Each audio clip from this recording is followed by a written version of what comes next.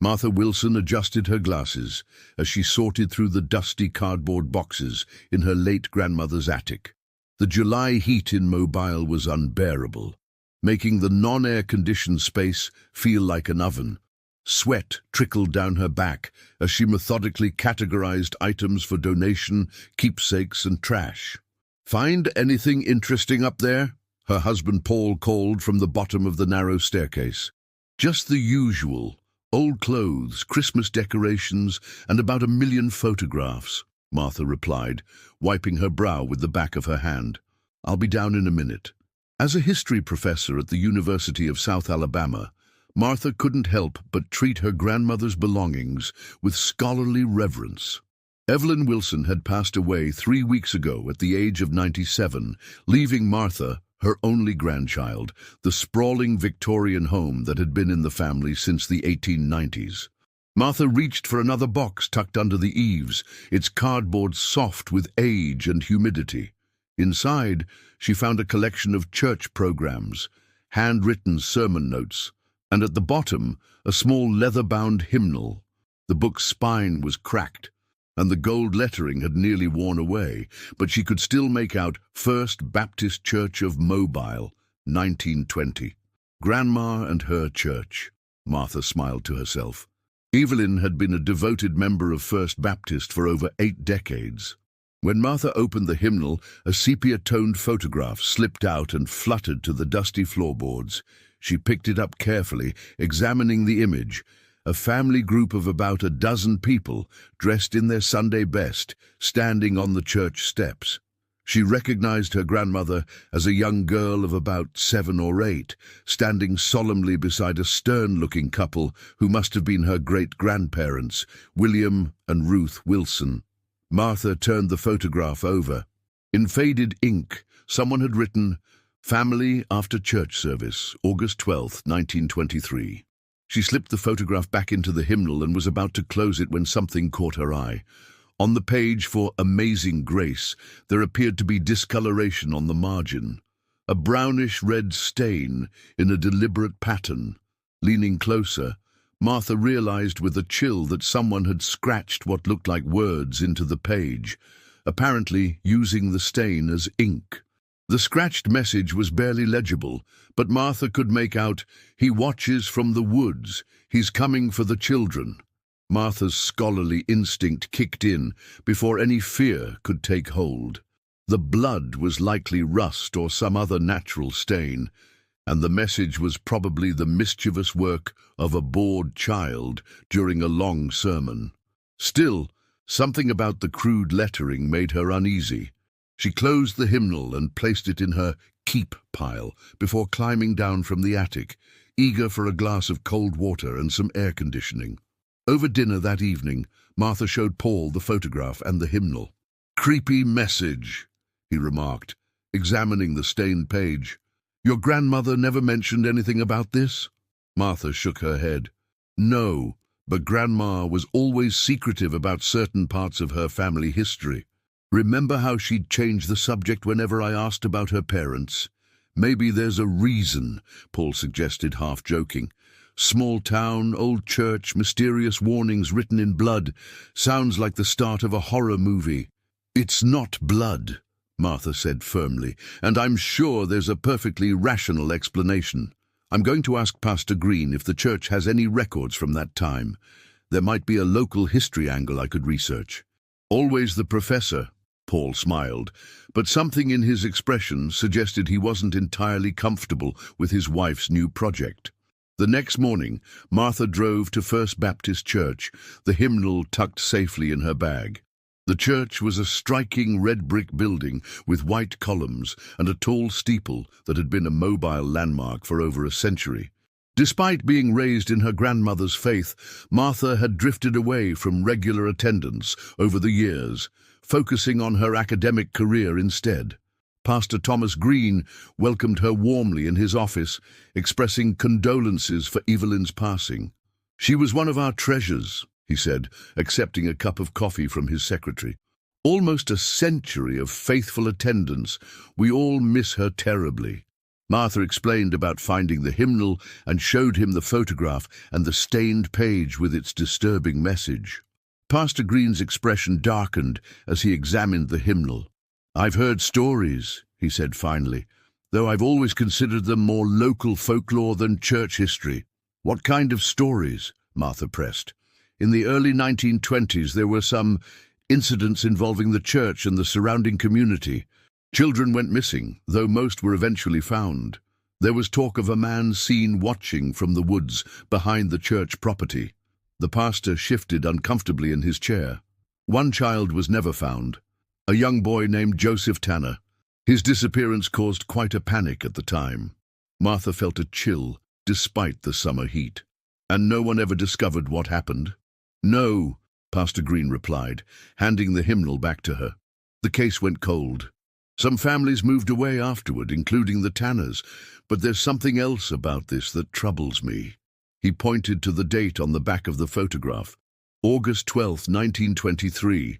Joseph Tanner disappeared on August 13th, the very next day.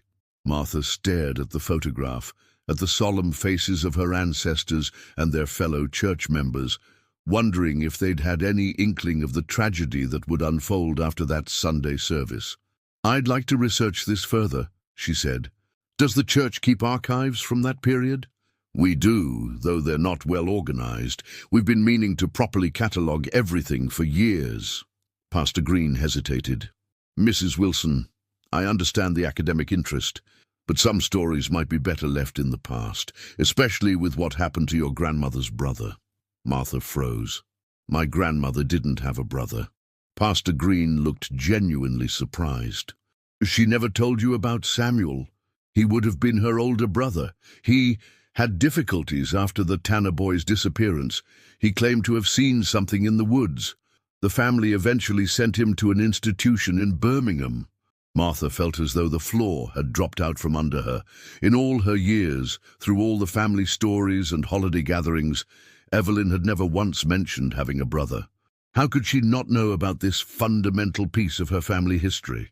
"I need to see those archives," Martha said firmly. Pastor Green nodded reluctantly. "The church basement. I'll have Mrs. Perkins show you where everything is kept." The church basement was cool and dim, a welcome relief from the Alabama summer heat. Mrs. Perkins, the elderly church secretary, led Martha to a storage room filled with metal filing cabinets and cardboard boxes. "These are organized by decade," she explained, pointing to a row of cabinets. "The 1920s would be in that one there. Board meeting minutes, financial records, membership rolls, baptism records. It's all mixed together, I'm afraid." After Mrs. Perkins left, Martha began methodically working through the files. Hours passed as she sifted through yellowed papers, many brittle with age. She found baptism records for both her grandmother Evelyn and her previously unknown great-uncle Samuel, confirming Pastor Green's revelation. Samuel Wilson, born 1918, baptized 1923. He would have been about 5 years older than Evelyn. As the afternoon waned, Martha discovered a folder labeled Special Committee 1923-1924. Inside were handwritten minutes from emergency board meetings held in the weeks following Joseph Tanner's disappearance. The first entry, dated August 14, 1923, documented the church's response to the crisis. Emergency meeting called by Pastor Howard regarding disappearance of J. Tanner, age 8. Last seen after Sunday service. Search parties organized. Committee formed to assist law enforcement and support Tanner family. Prayer vigil established. Topic of strange man seen near woods addressed. Multiple reports from congregation members, including children. Sheriff Cooper advised vigilance but cautioned against panic. Martha continued reading through subsequent entries, which chronicled the increasingly desperate search efforts and the growing tension within the community. By September, accusations were being made, suspicions cast on various community members, including the church caretaker, a drifter who had been seen in town, and even certain church families. Then she found the entry from September 28, 1923. S. Wilson, age 10, brought to meeting by parents W and R. Wilson. Boy claims to have seen J. Tanner being led into woods by tall man with no face on day of disappearance. Claims man spoke to him also. Boy highly agitated. Parents report disturbing behavior, refusing to sleep, scratching strange messages in Bible pages. Medical examination recommended by Pastor Howard. Committee agreed boy's testimony unreliable due to imaginative nature and proximity to Wilson, property to woods. Martha sat back, her mind racing.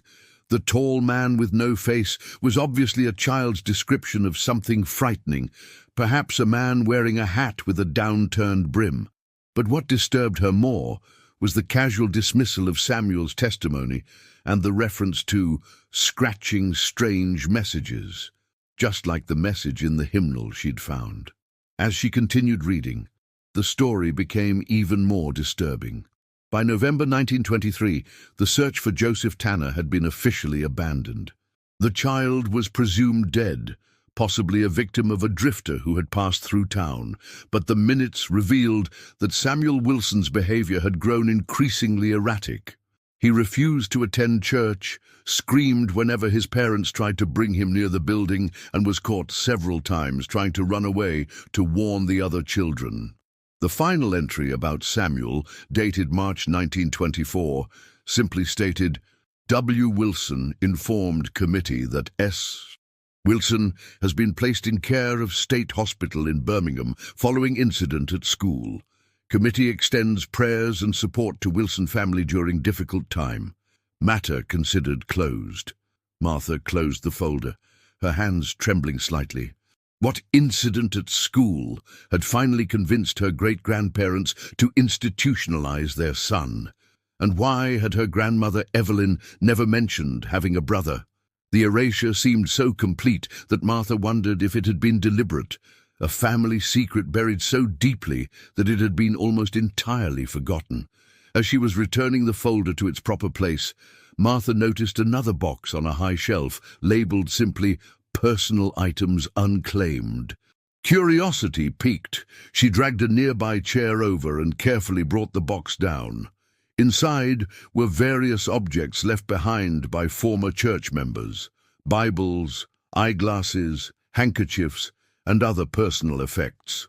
At the bottom of the box was a small leather journal with the name Samuel Wilson, written in childish handwriting on the inside cover. Martha's heart raced as she opened it, finding page after page of a young boy's thoughts, recorded in increasingly unsteady handwriting. The early entries were mundane: school activities, complaints about chores, excitement about fishing trips with his father. But after August 13, 1923, the entries took a dark turn. I saw Joseph go with the man from the woods today. Joseph didn't want to go, but the man made him. The man saw me too. He has no face, but he can see.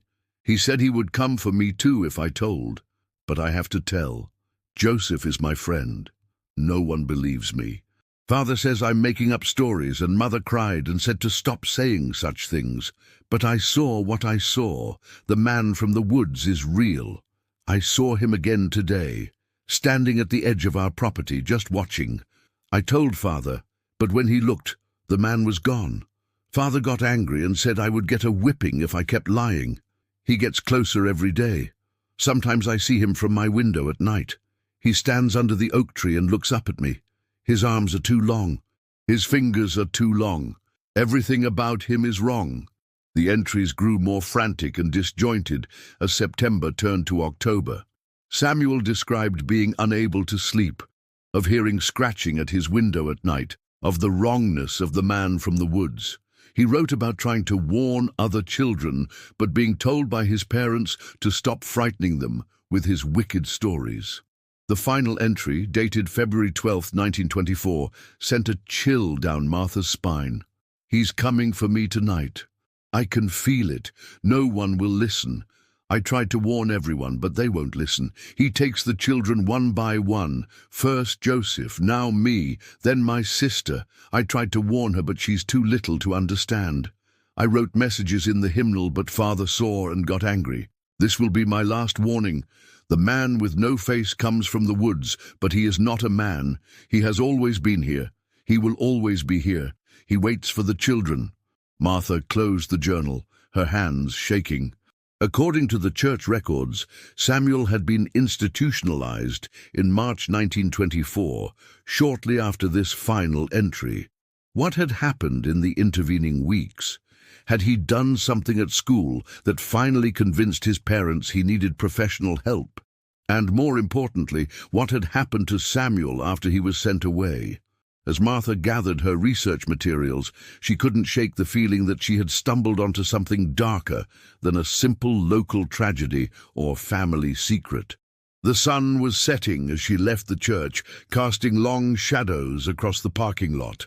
For a moment, she thought she saw movement at the edge of the woods behind the church property, but when she looked directly, there was nothing there but the gathering darkness.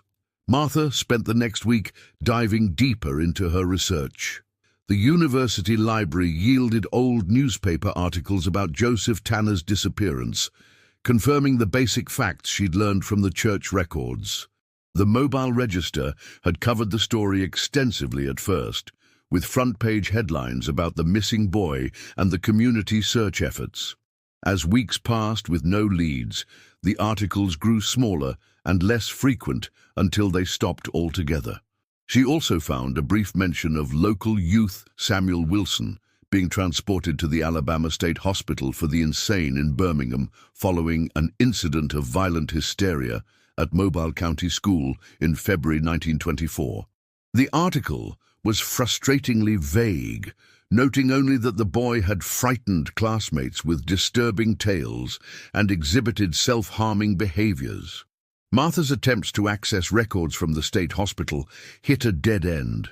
The facility had closed in the 1970s, and many of the older patient records had been destroyed or were sealed by privacy laws. Without proof of direct lineage to Samuel, something difficult to establish given her grandmother's apparent erasure of his existence, Martha couldn't gain access to whatever records might remain. She returned to her grandmother's house, feeling both frustrated and increasingly uneasy. The more she learned, the more questions emerged, and she couldn't shake the feeling that something important was still hidden. That evening, as she and Paul ate dinner on the veranda, trying to catch whatever breeze might offer relief from the stifling heat, Martha shared her findings. "So your grandmother had a brother who was institutionalized after claiming to see some faceless man take a local boy who went missing," Paul summarized. "And then your grandmother never mentioned his existence to anyone, including you." "That's the short version," Martha nodded. "But there's more to it. The journal entries, the way Samuel described this figure, it wasn't just a stranger danger situation. He genuinely believed there was something supernatural happening. He was a child with an overactive imagination who witnessed something traumatic," Paul reasoned. "Maybe he saw the Tanner boy being led away by someone, and his mind transformed it into something more monstrous because he couldn't process what was happening." "Maybe," Martha conceded.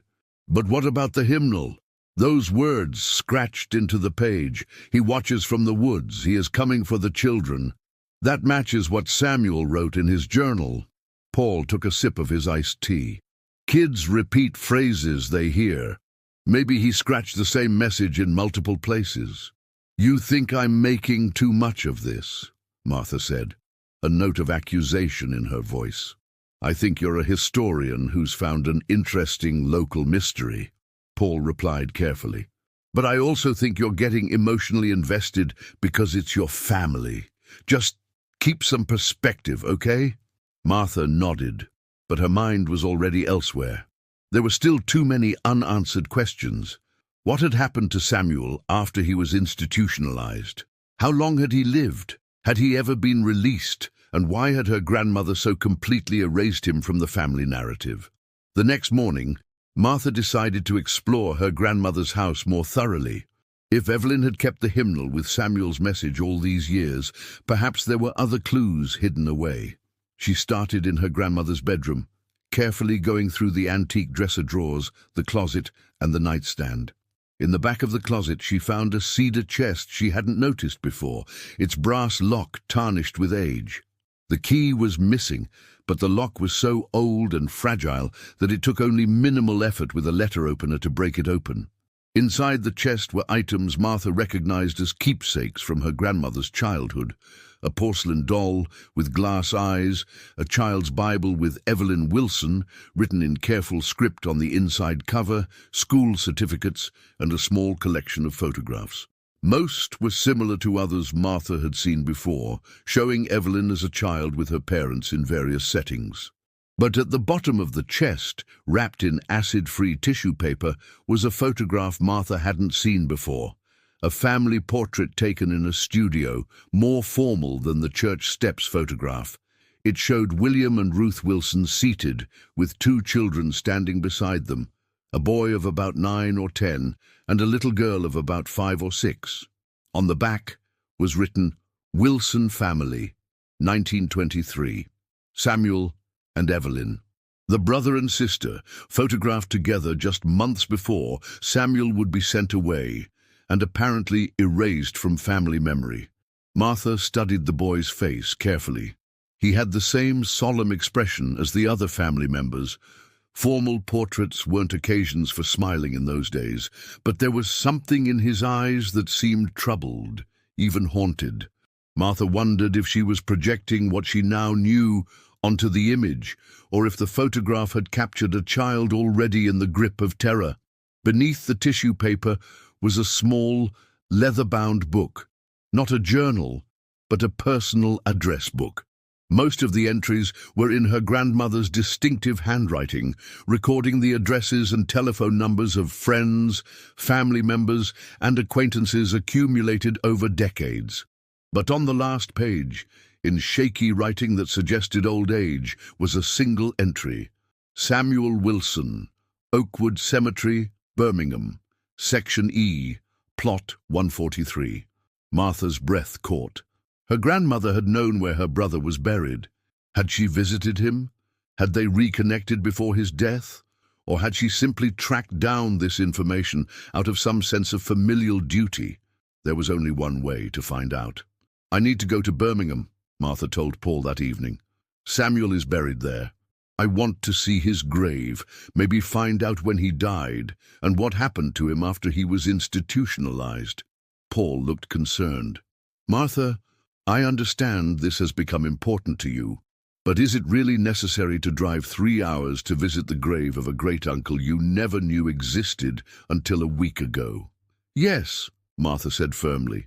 "This isn't just about family history anymore. There's something here that doesn't add up. Joseph Tanner disappeared.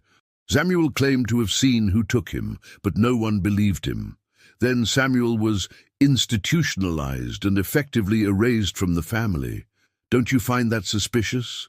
"Suspicious of what exactly?" Paul asked. "Do you think your great-grandparents were involved in the Tanner boys' disappearance, that they silenced their own son to cover it up?"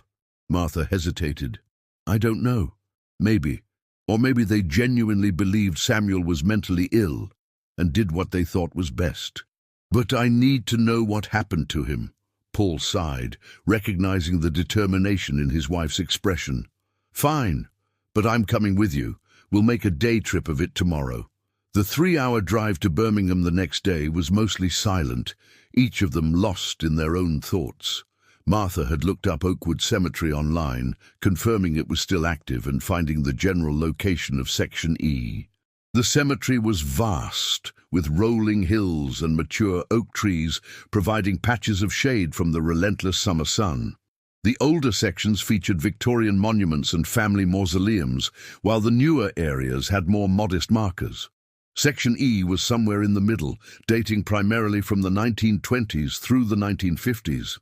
It took nearly an hour of searching before they found Plot 143, a simple flat marker nearly obscured by overgrown grass. Paul helped Martha clear away the vegetation, revealing the inscription, "Samuel Wilson, 1913-1954, at rest." "He lived to be 41, Martha murmured, oddly relieved. She had half expected to find he'd died as a child in the institution. I wonder if he spent his whole life in the hospital. Only one way to find out, Paul said, pointing to the cemetery office in the distance. The cemetery administrator was initially reluctant to share information, but relented when Martha explained her relationship to Samuel and showed her driver's license with the Wilson name as proof of family connection. "Let me see what we have on file," the woman said, turning to an ancient filing cabinet. After a few minutes of searching, she pulled out a yellowed folder. "Here we are, Samuel Wilson, interred, July 1954. Payment for the plot and service was made by Evelyn Wilson of Mobile." Martha felt a surge of emotion. Her grandmother had paid for her brother's burial. Does it say anything about where he was living at the time of his death, or cause of death? The administrator scanned the paperwork. It lists his residence as Alabama State Hospital. Cause of death isn't specified here, but that's not unusual for the time period, especially for someone who died in an institution. She hesitated, then added, "There is a note here that only one person attended the service, presumably Ms. Evelyn Wilson." Martha tried to imagine her grandmother, who would have been in her late 30s then, attending her long institutionalized brother's funeral alone. Had their parents already passed away by then, or had they maintained their denial of his existence even in death? "Is there anything else in the file?" Martha asked. "Any personal effects that might have been left with the cemetery?" The administrator checked. "No, nothing like that. But—" she hesitated. "There is a notation that Ms. Wilson requested a specific Bible verse for the service. Psalm 91:5-6. You will not fear the terror of night, nor the arrow that flies by day, nor the pestilence that stalks in the darkness, nor the plague that destroys at midday." Martha felt a chill despite the summer heat. A verse about not fearing terrors in the darkness seemed a pointed choice for Samuel's funeral, almost an acknowledgement of what he had claimed to see as a child. As they left the cemetery, Martha felt both closure and a deepening mystery. "She never forgot him," she said quietly to Paul as they walked to their car. "All those years she knew where he was. She paid for his burial. She was the only one who came to say goodbye." "Maybe that's why she kept the hymnal with his message," Paul suggested. "A connection to him, even if she never spoke about him." "But why the silence?" Martha persisted. "Why erase him from family history so completely that I never even knew he existed?" Paul had no answer for that. They stopped for a late lunch at a diner on the outskirts of Birmingham before heading back to Mobile.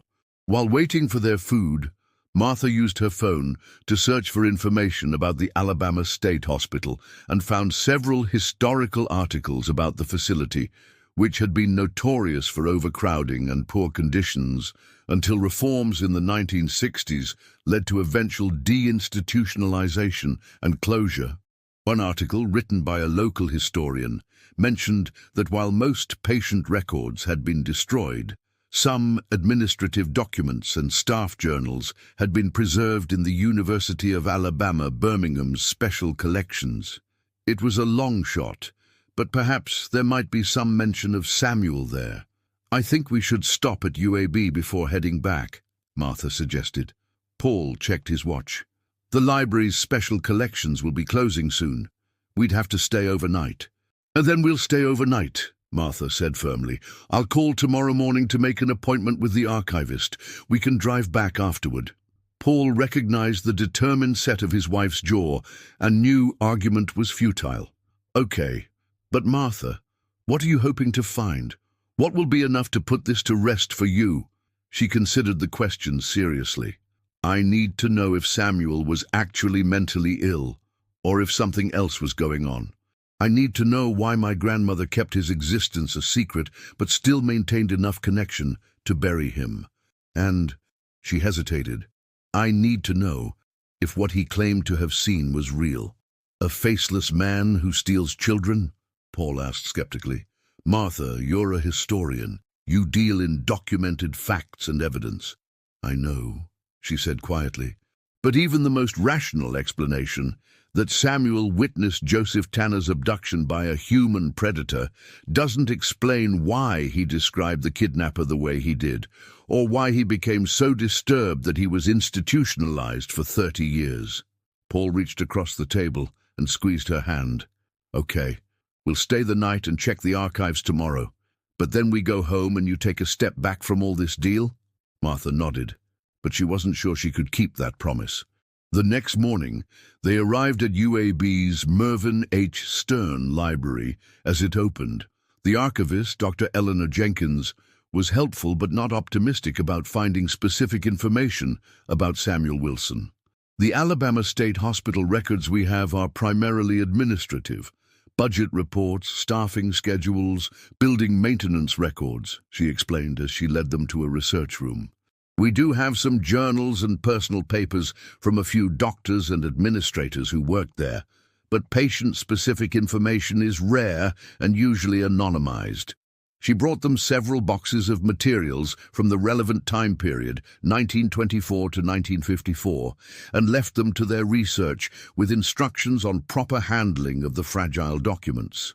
For hours, Martha and Paul carefully sifted through faded reports and correspondence, finding little of interest. The administrative records confirmed the hospital's challenging conditions: chronic understaffing, overcrowding, and limited resources for actual treatment. Patients were often warehoused rather than treated, especially in the earlier decades. Just as they were about to give up, Paul found something in a box containing the personal papers of Dr. Harold Mercer, who had been a staff psychiatrist at the hospital from 1940 to 1958. "Look at this," he said, pointing to an entry in a leather-bound journal dated April 1953. It mentions a patient W who had been institutionalized for nearly 30 years after claiming to have witnessed a child abduction. Martha leaned over to read the entry. "Case review.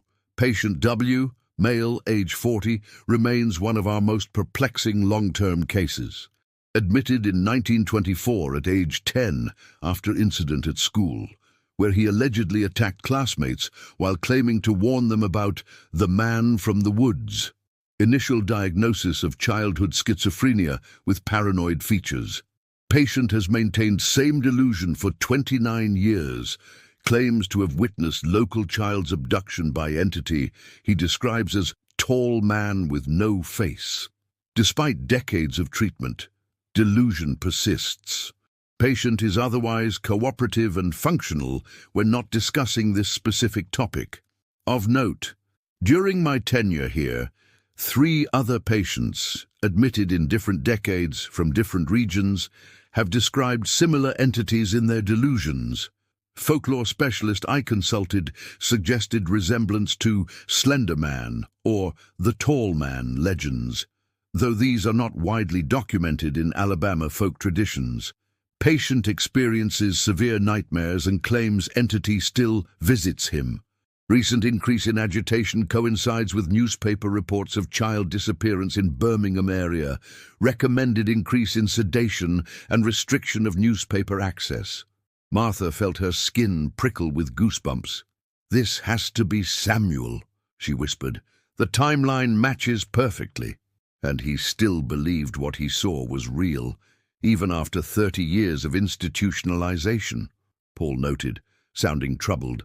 Martha flipped forward in the journal, scanning entries until she found another mention of Patient W in June 1954. Patient W found unresponsive this morning, apparent suicide by hanging. No note left, but nurse reports patient had become increasingly agitated in past weeks, claiming, "It has found me again, and it never forgets." Attending physician ruled death as result of mental illness. Sister notified as next of kin. Martha sat back, feeling as though she'd been punched in the stomach. Samuel had taken his own life after 3 decades of institutional confinement, still terrified of the entity he claimed to have seen as a child. "Martha?" Paul's voice seemed to come from far away. "Are you okay?" She nodded mechanically, but her mind was racing.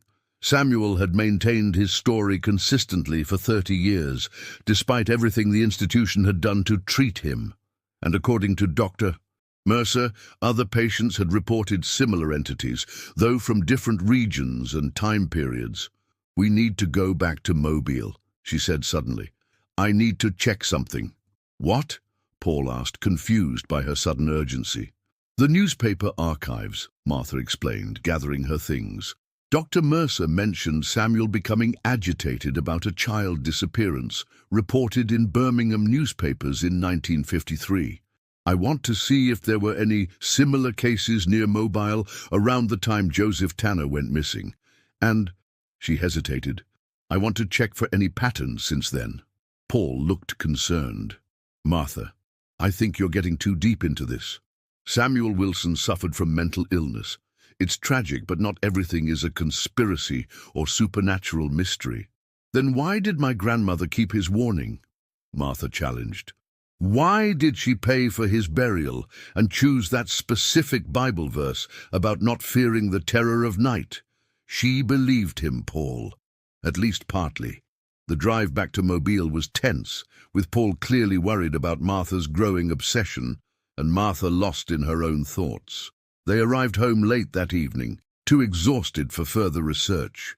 The next morning, Martha headed to the university library while Paul went to work.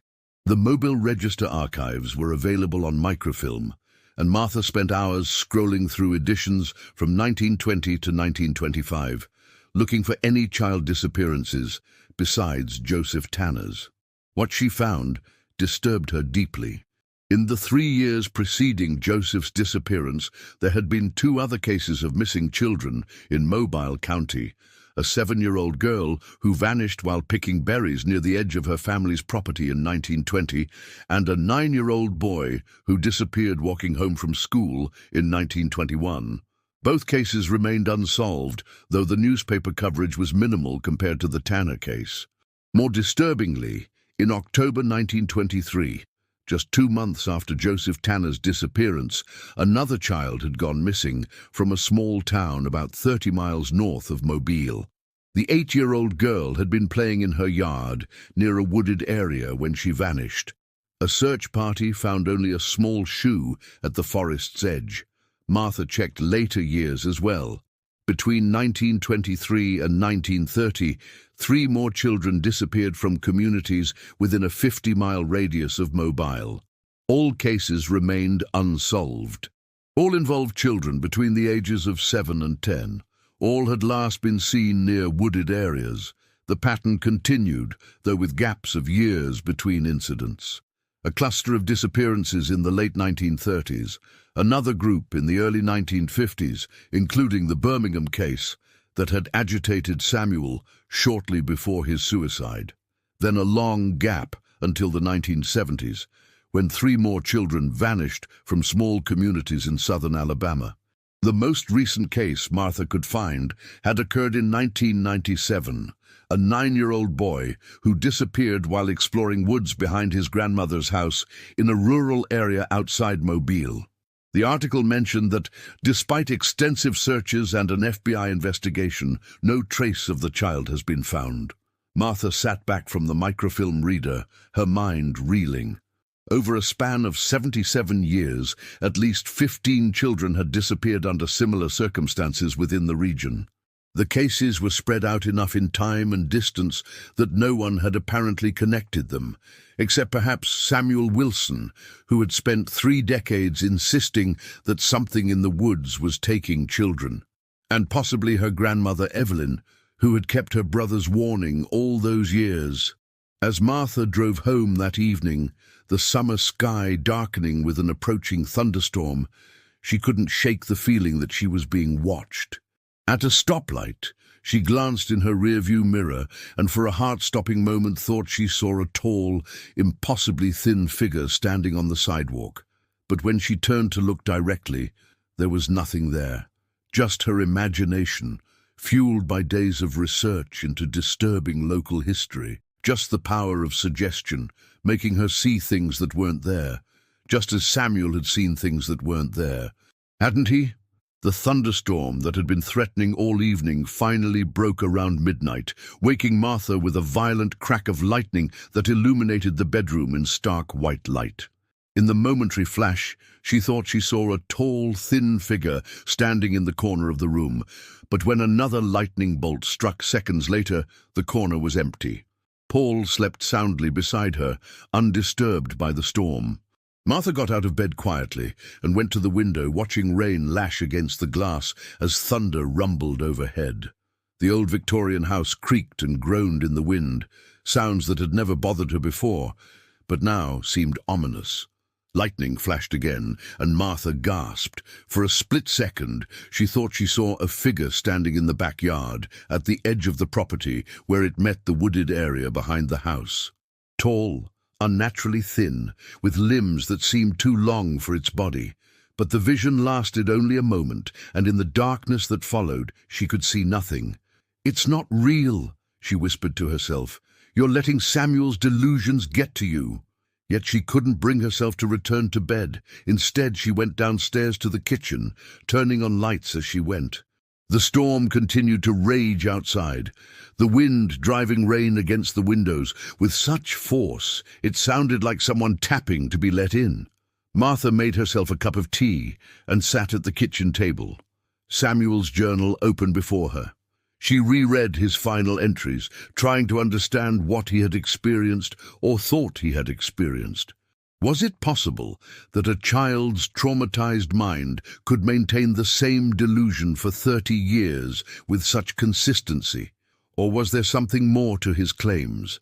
Another flash of lightning, another rumble of thunder, and then a sound that made Martha freeze. A distinct scratching at the back door, too deliberate to be debris blown by the wind. She stared at the door, her heart pounding as the scratching continued, slow, methodical, like fingernails dragging across the wood. Martha stood up slowly, debating whether to wake Paul. The rational part of her mind suggested it was probably a branch from the old oak tree scraping against the house, but another part, a primal, instinctive part, whispered that something was trying to get in. The scratching stopped abruptly. Martha held her breath, listening. Then, barely audible above the storm, came a sound that turned her blood to ice.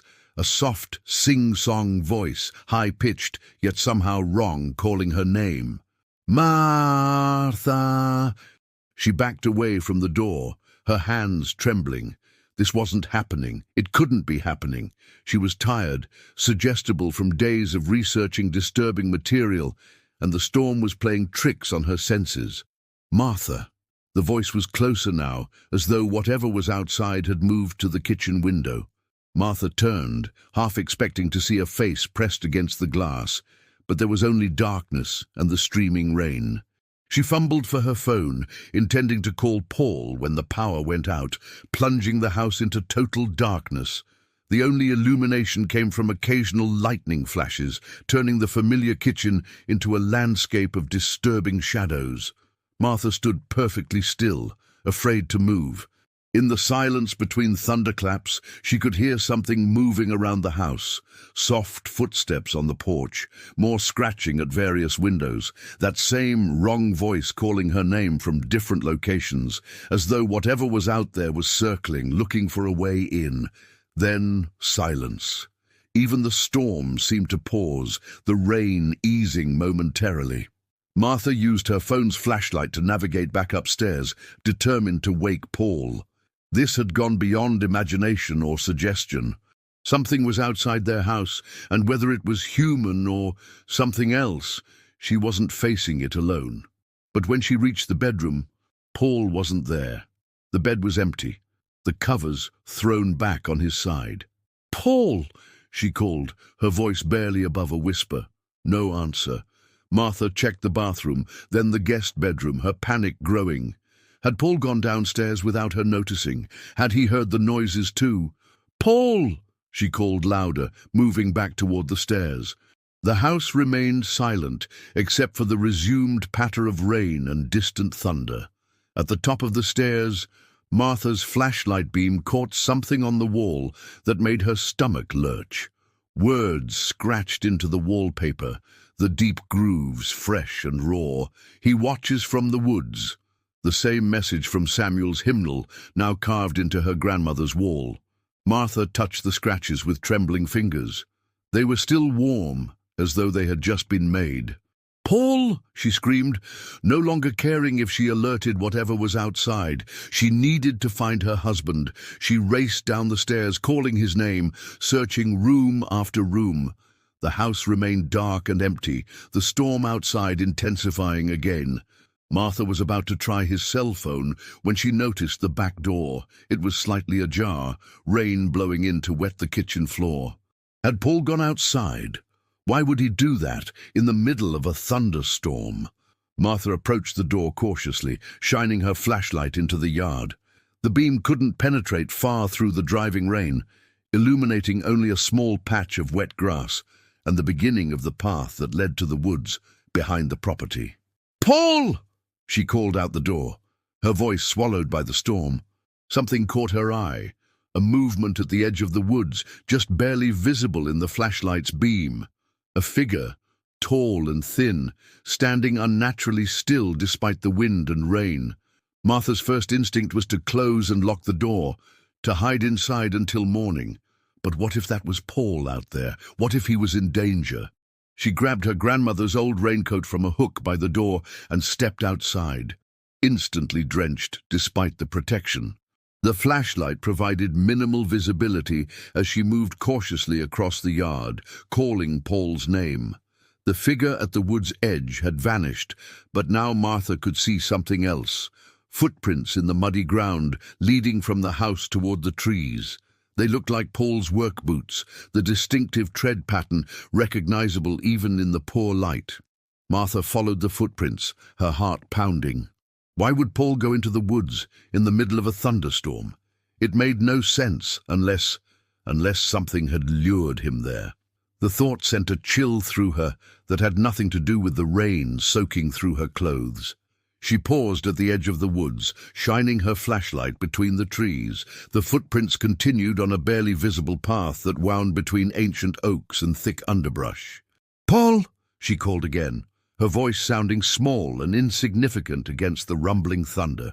Something rustled in the underbrush to her right, too large to be a small animal, too deliberate to be the wind. Martha swung her flashlight toward the sound, but saw nothing except dripping leaves and shadows. She should go back, call the police, wait for daylight.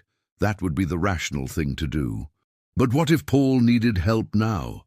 What if whatever had taken all those children over the decades now had her husband? Martha took a deep breath and stepped onto the path, following Paul's footprints deeper into the woods. The dense canopy provided some shelter from the rain, but it also blocked what little ambient light might have come from the distant street lamps or occasional lightning. Her flashlight beam seemed to grow weaker the further she went, the darkness pressing in around her. The path twisted and turned, making it easy to lose orientation. After what felt like an eternity, but might have been only 10 minutes, Martha realized she had no idea how far she'd come or which direction would lead back to the house. The footprints she'd been following had disappeared in a particularly muddy section where rainwater had pooled and erased all traces. "Paul!" she called again, more desperately now. A response came, but not from Paul.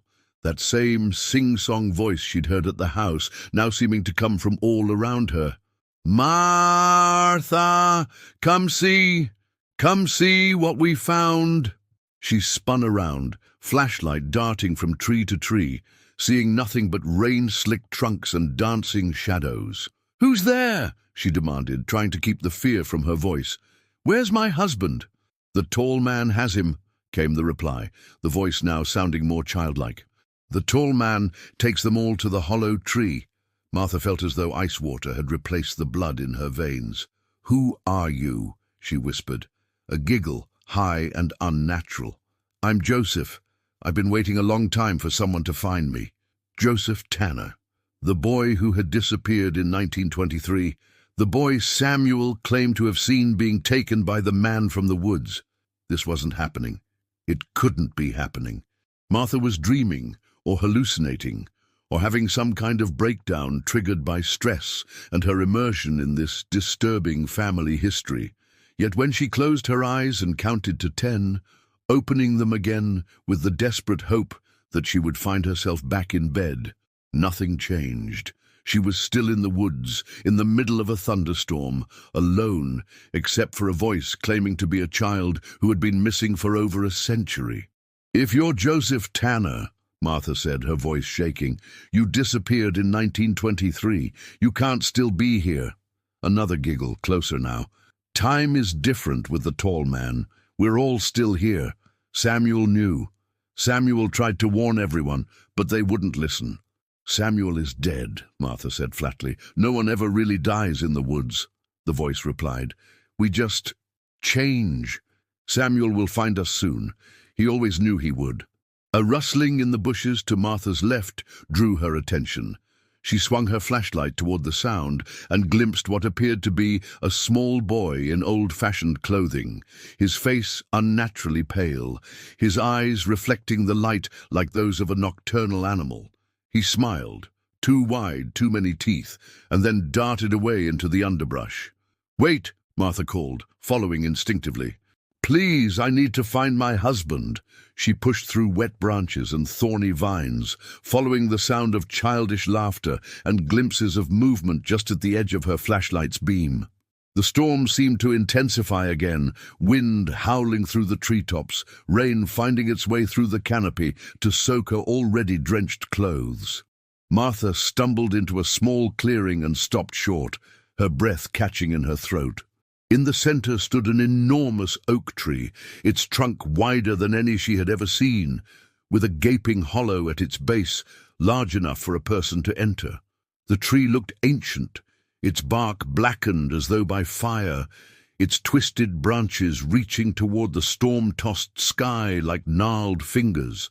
And standing before the hollow was a figure that made Martha's mind recoil in primal terror, impossibly tall and thin, with limbs that seemed too long and jointed in the wrong places, dressed in what might have been a dark suit, but somehow seemed more like a second skin. Where its face should have been was only a pale, blank oval, smooth and featureless. At its feet, unconscious or worse, lay Paul. "No," Martha whispered, frozen in place by a fear more profound than anything she had ever experienced. The figure's head turned toward her with a movement too fluid, too wrong. Though it had no eyes, Martha could feel it seeing her, studying her with an ancient, alien intelligence that regarded human beings as a child might regard insects, with casual, dispassionate cruelty. "He's been waiting for you," came Joseph's voice from somewhere in the darkness. "He's been waiting since you found the hymnal, Samuel's sister's granddaughter, the bloodline he was promised." The tall figure took a step toward Martha, its movements jerky yet graceful, like a spider or a mantis. With each step, it seemed to grow taller, its limbs elongating, its blank face tilting curiously. Martha wanted to run, but her legs wouldn't respond. She wanted to scream, but her voice had deserted her. All she could do was stand, trembling, as the impossible creature approached. Its hand, too pale, fingers too long and numerous, reached for her face. Martha felt a coldness emanating from it, a wrongness that went beyond physical sensation. This was something ancient, something that had been taking children from these woods for generations, something Samuel had seen and recognized and tried to warn others about. Samuel. The thought of her great-uncle, institutionalized and disbelieved for 30 years, gave Martha a sudden surge of defiance. She wouldn't be another victim. She wouldn't let Paul be another victim. "You took Joseph Tanner," she said, her voice steadier than she expected, "and others before and after him. You tried to take Samuel, but he fought you. He warned others about you." The creature paused, its blank face tilting further, as though confused by her resistance. "You feed on fear," Martha continued, a theory forming in her mind. "That's why you take children. They're more susceptible. That's why you tormented Samuel for decades. You need the terror." The creature's hand withdrew slightly, and Martha felt a flicker of hope. Was she right? Was understanding this thing the key to fighting it? "My grandmother knew," Martha said. "She kept Samuel's warning. She chose Psalm 91 for his funeral, about not fearing the terror of night. She knew fear was your power." The sound came from the creature then, not a voice, but a high, thin whine like metal scraping against metal, painful to human ears.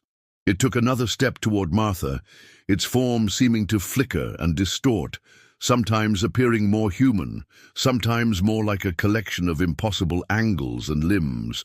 "I'm not afraid of you," Martha lied, backing away slowly, "and I'm taking my husband home." The creature lunged suddenly, faster than human reflexes could counter. Martha felt cold, wrong fingers close around her throat, lifting her off the ground with impossible strength. The blank face was inches from hers now, and though it had no features, she could sense its hunger, its ancient malevolence. Images flooded her mind, children vanishing into the hollow tree, generations of them spanning centuries. The woods had always been here, and so had the creature, taking its tribute in young fear.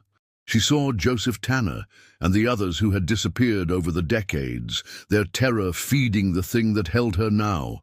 She saw Samuel, a small boy witnessing his friend being taken, marked by the creature, but somehow escaping its immediate grasp, only to be tormented by it for the rest of his life. And she saw her grandmother, Evelyn, receiving a phone call in 1954 about her brother's suicide, traveling to Birmingham to claim his body, choosing that specific Bible verse for his funeral. Evelyn, who had kept Samuel's warning in the hymnal all those years. Evelyn, who had never spoken of her brother but had never forgotten him either. The pressure on Martha's throat increased, darkness creeping at the edges of her vision. This was how she would die, in the same woods where children had been disappearing for generations, at the hands of something human minds couldn't comprehend. But as consciousness began to fade, another sound cut through the storm, and the creature's metallic whine, a human voice, weak but determined. "Martha, Paul." He was awake, struggling to his knees beside the hollow tree. The creature's grip loosened slightly, as its attention divided between its current prey and its previous captive. Martha gasped for air, her mind racing. There had to be a way out of this, a weakness to exploit. "The hymnal," she croaked. "Paul, the hymnal." She wasn't sure why those words came to her or what she expected Paul to do with them. The hymnal was back at the house, safely tucked away in her research materials. But something about it felt important. The connection between Samuel's warning and her grandmother's silent vigil. Paul looked confused, but then his expression changed to one of determination. He reached into his jacket pocket and pulled out something small and dark. The hymnal itself. Martha had left it on the kitchen table when she went upstairs, and Paul must have grabbed it before being lured into the woods. "What do I do with it?" he called, his voice barely audible above the storm. The creature's grip tightened again, its blank face turning back to Martha with renewed focus. In her mind, she heard a voice, not Joseph's childish tones, but something older, colder. The blood price must be paid. The Wilson line was marked long ago. First the boy, then his sister, then her descendants. A bargain made in fear cannot be broken. A bargain. The word echoed in Martha's fading consciousness. Had someone in her family made a deal with this thing? Had William Wilson, her great-grandfather, somehow sacrificed Joseph Tanner to protect his own children, only for the creature to come back for Samuel anyway? No bargain, Martha managed to say. No fear. With her remaining strength, she called to Paul. "The blood. Use the blood." Paul looked down at the hymnal, at the page with Samuel's warning scratched in what appeared to be blood. Understanding dawned in his eyes. He opened the hymnal to that page, then reached into his pocket and pulled out a pocket knife. The creature must have sensed what was happening. It dropped Martha suddenly and moved toward Paul with that unnatural speed, its form elongating and distorting as it reached for him. But Paul was faster. He cut his palm and pressed it to Samuel's message in the hymnal, his blood mingling with the century-old stain. "No more fear," he said firmly. "No more bargains. No more children." The effect was immediate and terrifying. The creature let out a shriek, that seemed to shake the very ground, its form convulsing and shifting rapidly between human and something utterly alien. The hollow tree behind it began to split and crack, golden light spilling from within. Martha crawled to Paul's side, both of them watching in horrified fascination as the creature thrashed and contorted. From the woods around them came other figures, small, pale children in clothing from different eras, all moving toward the light emanating from the hollow tree. "They're free," Martha whispered, understanding somehow that the bargain, whatever it had been, was broken. The creature had fed on fear for generations, holding these children in some twilight existence, neither alive nor dead. But that chain was now broken. The children moved past Martha and Paul, some turning to look at them with sad smiles, others focused only on the light. One small boy in knickerbockers and a cap paused beside them. "Joseph?" Martha asked. The boy nodded. "Samuel tried to save me. Tell him we're free now." "Samuel died a long time ago," Paul said gently. Joseph smiled, a normal human smile this time. "No one ever really dies in the woods. They just change." He looked toward the hollow tree, where the creature was still thrashing, its form becoming less substantial with each passing moment. "He'll find his way home now, too." With that, Joseph followed the other children into the light. The creature gave one final, unearthly shriek, and then seemed to collapse in on itself, folding into impossible geometries until nothing remained but a dark stain on the ground that was quickly washed away by the rain. The storm began to subside, the wind dying down, the rain softening to a gentle patter. The hollow tree sealed itself, the golden light fading until only natural darkness remained. Martha and Paul clung to each other, trembling with exhaustion and lingering fear. "What just happened?" Paul whispered. "What was that thing?" Martha shook her head. "I don't know if we'll ever understand completely. Something ancient, something that fed on fear and made bargains for children." She looked at the hymnal still clutched in Paul's bleeding hand. "Samuel knew. He tried to warn everyone, but no one believed him." "Your grandmother believed him," Paul said. "She kept his warning all these years." Martha nodded, tears mixing with the rain on her face. "And she made sure he wasn't forgotten, even if she couldn't speak about him." As the sky began to lighten with the first hints of dawn, they made their way carefully back through the woods, following a path that seemed much clearer now, as though the forest itself was helping them find their way home. The old Victorian house looked unchanged when they emerged from the trees, though Martha knew nothing would ever be the same again. They had confronted something beyond human understanding and survived. They had freed the lost children. They had fulfilled Samuel's long vigil. Inside, Martha found a first aid kit and bandaged Paul's cut hand. They changed out of their wet clothes and sat together in the kitchen, the hymnal open before them on the table. The blood, both Samuel's century-old stain and Paul's fresh contribution, had vanished from the page, leaving only the indentations of Samuel's warning. "What do we do now?" Paul asked. Martha closed the hymnal gently. "We tell Samuel's story. We make sure he's remembered not as a disturbed child or a mental patient, but as someone who saw the truth and tried to protect others, even when no one believed him." She placed her hand on the hymnal's worn cover, feeling a connection to her great-uncle and her grandmother that transcended time and understanding.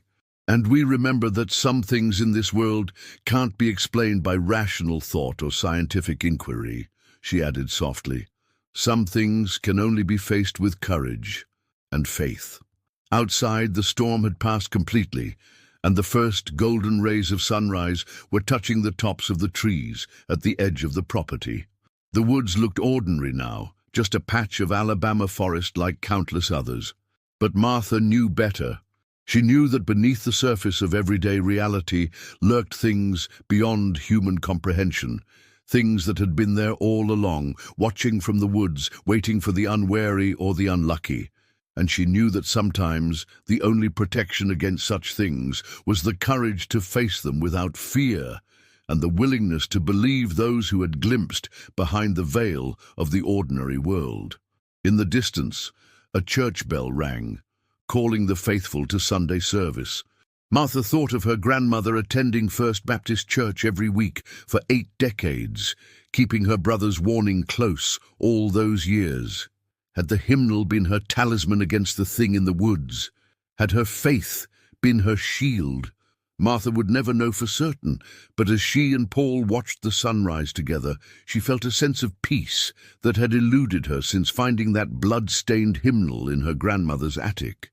Whatever ancient evil had haunted her family for generations was gone now, banished by the breaking of its bargain and the release of its captives. Samuel Wilson had not lived or died in vain. His warning had finally been heeded, a century after he first tried to save his friend. And somewhere beyond the veil between worlds, Martha hoped, a little boy in knickerbockers and a cap was showing her great-uncle the way home.